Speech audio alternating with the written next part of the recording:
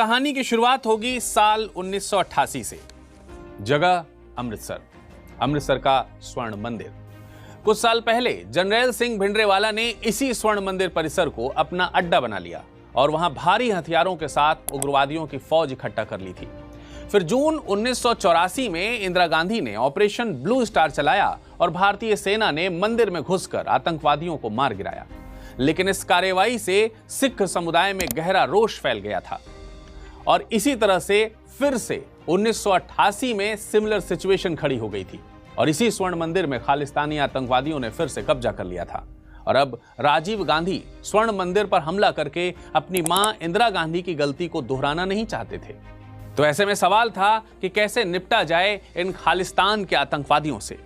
इसी वक्त एक पाकिस्तानी आईएसआई एजेंट रिक्शा चलाते हुए मंदिर तक पहुंचा।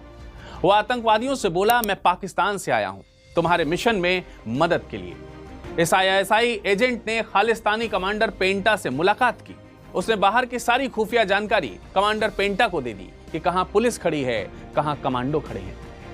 खालिस्तानी कमांडर पेंटा का विश्वास इस पर जम गया।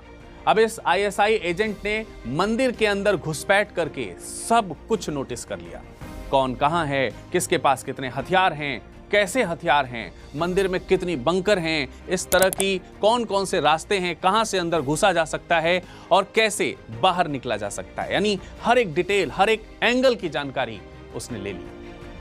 उधर इंडियन आर्म फोर्स और पंजाब पुलिस ने मिलकर जबरदस्त स्ट्रेटजी बनाई और फिर शुरू हुआ ऑपरेशन ब्लैक थंडर। मंदिर की बिजली और पानी काट दिए गए, घेराबंदी की गई, आतंकवादियों से बातचीत शुरू हुई। कई दिनों में दर्जनों ने आत्मसमर्पण भी कर दिया।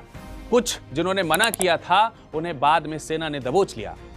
कुल मिलाकर इस बार कार्रवाई में स्वर्ण मंदिर को ऑपरेशन ब्लू स्टार की तुलना में कम से कम नुकसान हुआ और उग्रवादियों को निष्क्रिय किया गया। लेकिन अब आप सोच रहे होंगे कि आखिर ये सब हुआ कैसे।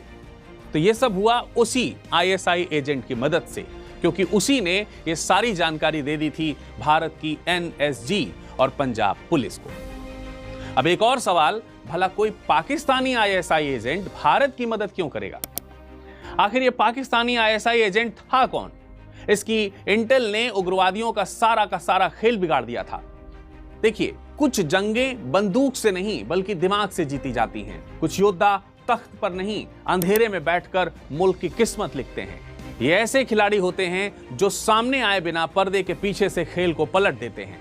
और आज हम बात करेंगे उसी शख्सियत की जिसे हमने अभी की कहानी में रिक्शा चालक बनकर आईएसआई एजेंट के रूप में उसे जाना है।